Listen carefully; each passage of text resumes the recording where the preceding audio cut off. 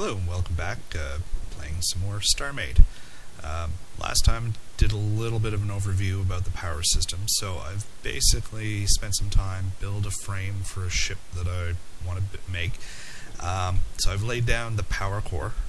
Essentially what I've done is tried to make a bunch of those T-shape configurations of these power generators so that they don't touch. They're all on diagonal, so that doesn't count as touching.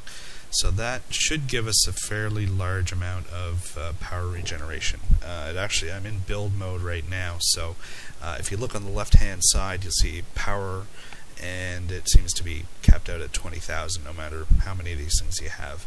But it's got about an 18,000 E per second, so it's basically regenerating all that a second. So I'm hoping that's going to be giving us enough power to do everything we want with shields and everything.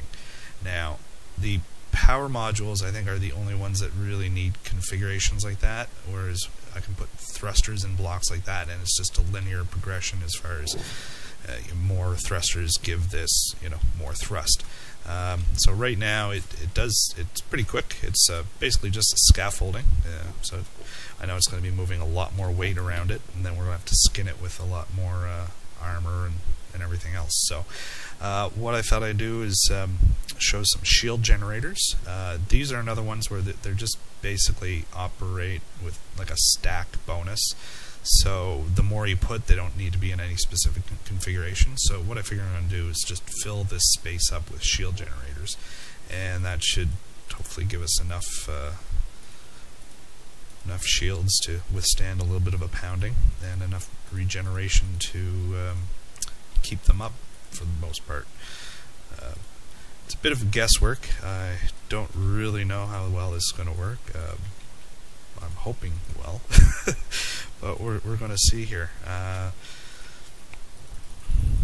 then we'll add some weapons, and I'll talk a little bit about weapons, maybe test some out and see what we want to use. So this can be a little dull. Basically, Minecraft action, filling in all these generators. Now, I got all this money from going to an ice planet in the previous episode, selling those ice crystals. Seems to be a good way to get started before you can start taking out pirates. Pirate loot seems to have all kinds of those really rare and expensive items. So my experience in the last game was one pirate killed, and that got me more than enough money to do whatever I wanted in this game. Keep in mind, it's still an alpha, though it's looking really good and solid for an alpha at this point. Go. So we'll have a nice big core of regenerating shields, and hopefully that's taking the least amount of space. So I'll have a nice big engineering drive core, although as far as repairing it, what we'll have to look at doing is hopefully the shields will, for the most part, keep us safe, but we'll be putting some armor around it as well once we get into the skinning phase.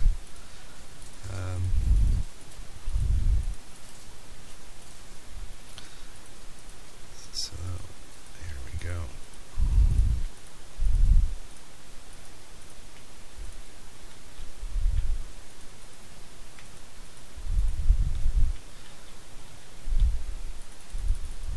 Certainly can hold quite a bit of them.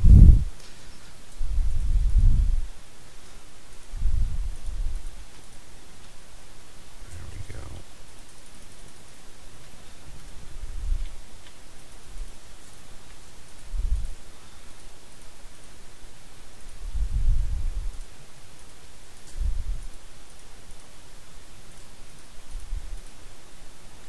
Oh, still not even. Alright.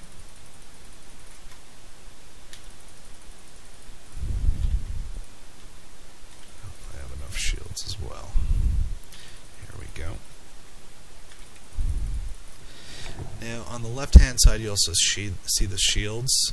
So it looks like right now we get about 14,000 with 500 a second. So the more shields means they're regenerating faster, and I have a higher cap limit. So this is a huge ship or whether these are just going to be small ships compared to theoretically, I mean, you can make your own Star Destroyer, Death Stars, Enterprises, all that stuff that we've seen in Minecraft now. We can get it to move around and shoot. So, we've added all that. Still, it's already quite noticeably sluggish. It's hard to move left and right, although the acceleration and deceleration seems to be quite good. So, it makes it a little bit slippery. In the bottom left, you'll notice now we got over the hit points, we have a blue shield, so that's representing our shield levels. So, now it's time to give this warship some guns, don't you think? So, we're going to need a weapons computer. Now, my idea is I'm going to have a cockpit in here. We're going to reinforce this, not have it out in the open. So, for the moment, we'll put the weapons computer right there. And we'll start laying down some cannons underneath, I think, is have them nice and out of the way. Going with 16. I don't know why. I think I've seen some places where that might be where it maxes out. I really don't know. Some experimentation, I suppose, might be in order, but let's see what we got here right now.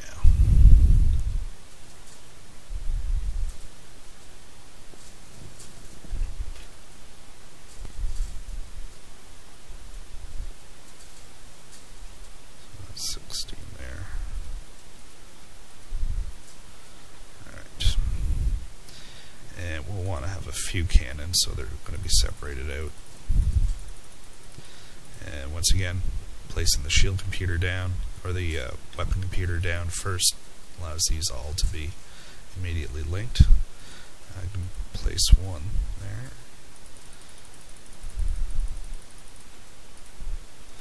So, we should have, we're going to need to assign the weapon, so we're going to press T, select the weapons computer, and assign that to 1. And there we go. So on the right hand side you'll see the power generation. Now these shots are taking a little bit of power, but it's regenerating almost immediately. Now in conjunction with thrusters, because thrusters are going to use power, you shouldn't shoot the shops, they don't like it apparently. So it looks like for the most part we're really not losing any power generation, although we don't have a whole lot of weapons on here yet. So we make larger arrays, we can just keep putting more on.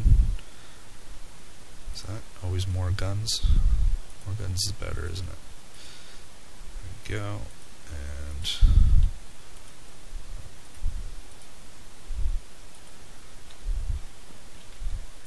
really give this some firepower.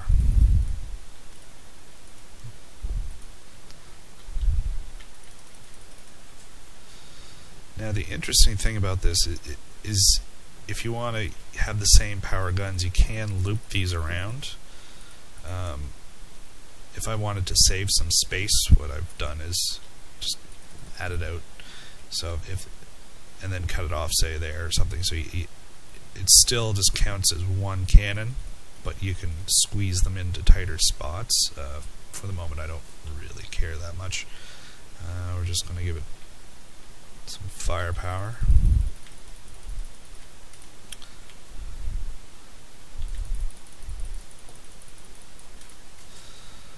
Alright. So it's going to go towards the target, which is nice. Gives you a little bit of leeway, but when pirates are coming at you, this may not necessarily be the most movable ship. But as you can see, you can start taking out my trusty little harvester, but good test. So doing like 100 points of damage on each of those, so I'm thinking that's going to be enough to deal with some pirates.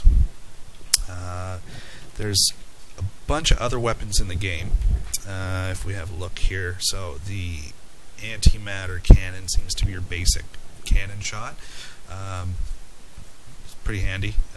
Definitely does the trick. The salvage cannon just collects materials from asteroids or bases or anything. The Astro Technician, I think I said earlier, for my first video, was repairs. Then we get in the missiles. There's a this is a dumb fire missile, so it's just going to fire straight. There's no target lock. The KB missile, this I believe is a heat-seeking missile.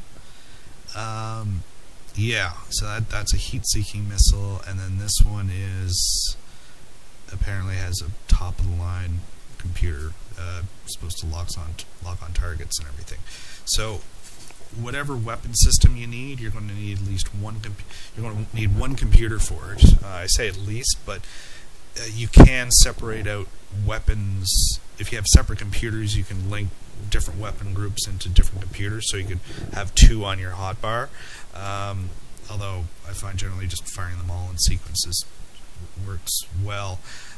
But you do need separate for different weapon types. So the missiles, you'll have to switch to your missiles, fire your missile, then switch back to your cannons to fire your cannons. There's this disintegrator. This is a block that's essentially an explosive, creating bombs, mines, battering rams. Haven't experimented with it. That's interesting. There's a cloaker and a radar jammer.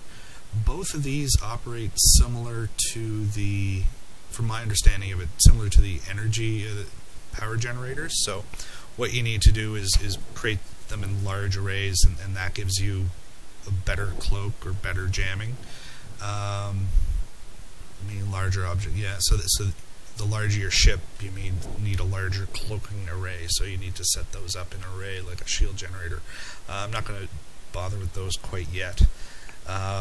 A cockpit, that's going to be coming in handy once we start skinning it, because what you can do is you can put a cockpit.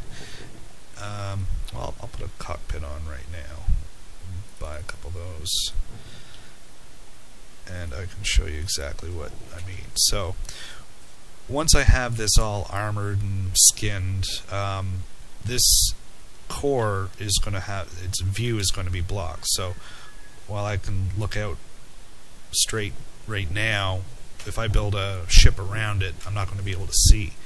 If I put a cockpit on the front, what it can do is if you press the arrow key, left or right, it moves your view. So you can have multiples on these on your ship, which is kind of handy. So you can switch between those. The other thing you can do is it does allow you to put blocks in front of them. So if it's just a solid wall, you can see, although it does seem to start to block if you get too much in the way. You'll eventually just have like a cone of vision, and it's very difficult to pilot your ship. Likewise, you can protect these. So if you had armor on that, and then you can switch to your front camera, while there's armor on the front of it, it's seeing through it. So that's really handy. So using those to incorporate in, so you can protect your main core, because once you have armor around this, enemy ships are going to have to blast through that to get to your core, so you want to protect that.